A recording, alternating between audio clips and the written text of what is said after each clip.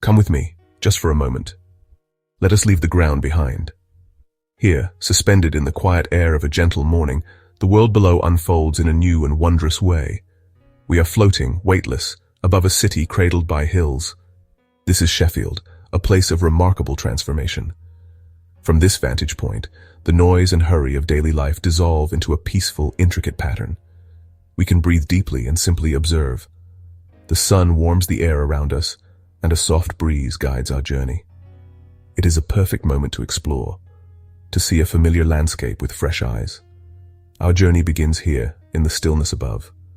The world is a living map, a mosaic of red brick, grey slate, and countless shades of green. Our gentle drift now carries us towards the city's core. Below, the Sheffield Town Hall stands as a proud Victorian sentinel. Its magnificent clock tower, a landmark for generations, reaches towards us. Notice the intricate Gothic Revival architecture, a testament to the civic pride and wealth that industry brought to this region. Nearby, the Sheffield City Hall, with its classical columns and grand dome, presents a stark yet beautiful contrast. Opened in 1932, it represents a different era. Look closer, and you will see the Peace Gardens. This tranquil space is a splash of green and silver right in the heart of the city's hustle. The fountains dance in the sunlight. The moor, a bustling pedestrianized shopping area, appears as a long, vibrant ribbon. The rooftops create a fascinating tapestry of slate, tile, and modern materials. This is the pulse of Sheffield, a place of commerce, meeting, and daily life, laid bare for us to observe in all its quiet, organized complexity. Our journey now follows the faint, silvery threads of water that weave through the urban landscape. The River Don, the larger of the two, curves gracefully through the northern part of the city. For centuries, its powerful currents turned the water wheels that drove the grinding stones and trip hammers of the steel industry. From our vantage point, we can see how the city was built along its banks. The other river, the Sheaf, is more elusive. Much of its course through the city centre is now hidden, flowing through underground culverts built by Victorian engineers. This is the very waterway from which Sheffield, the field on the River Sheaf, takes its name. The confluence of the Don and the Sheaf is where Sheffield's industrial power was born. Look now at the riverbanks. You can see ribbons of green following the water's course. These are the city's green corridors, vital pathways for nature that connect the urban parks with the wider countryside. The rivers, once tamed for industry, are now being allowed to return to a more natural state, bringing a touch of wildness back into the very heart of the city. Let us now turn our gaze to the vast expanses of green that punctuate the city. Our gentle flight takes us over the botanical gardens, a stunning jewel of Victorian design. The magnificent glass pavilions, restored to their former glory, glint in the sunlight like enormous diamonds set amongst the trees. They house plant collections from all over the world. We drift onward over Endcliffe Park. This park forms the start of a beautiful green corridor that leads all the way out to the Peak District. Below us, the Porterbrook stream meanders through the landscape.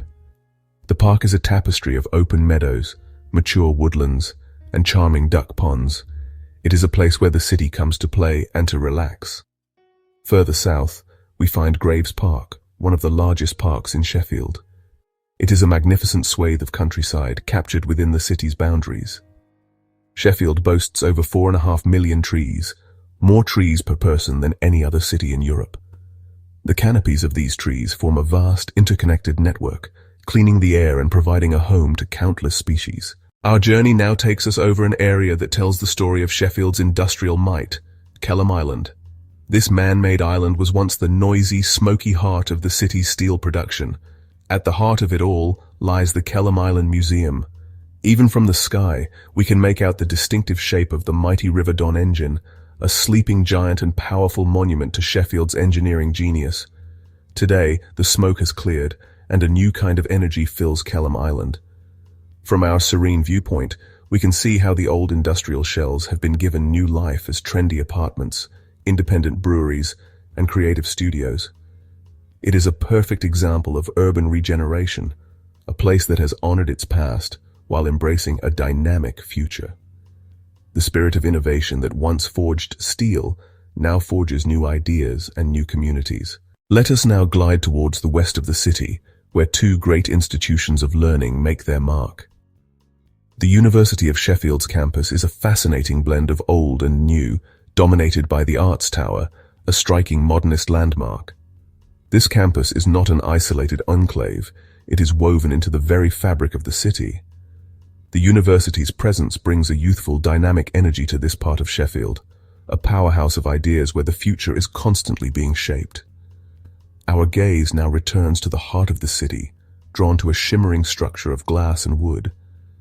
This is the Sheffield Winter Garden, one of the largest temperate glasshouses to be built in the UK in the last 100 years.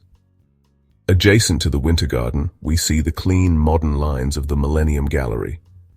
This cultural precinct represents a significant investment in the city's public realm, a place where culture, nature, and community converge.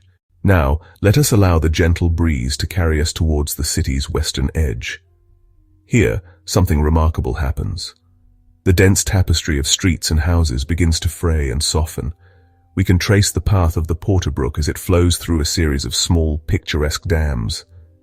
This is the Porter Valley, a beautiful green finger that reaches from the wild moors right into the heart of the city's residential areas.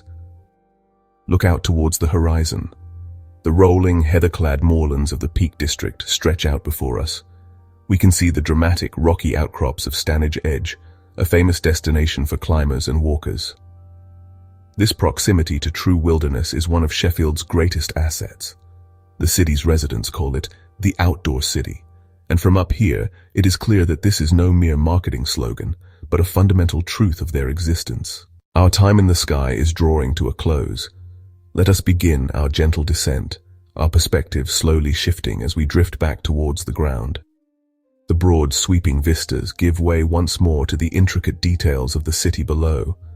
We have witnessed the dance of industry and nature, of heritage and modernity, that makes this city so compelling. The view from above reveals the bigger picture, the way everything is connected. Perhaps this fleeting glimpse from above has sparked a curiosity to one day walk these streets, to sit in the Peace Gardens, to wander through the Winter Garden, or to follow a path from a city park all the way out into the peaks.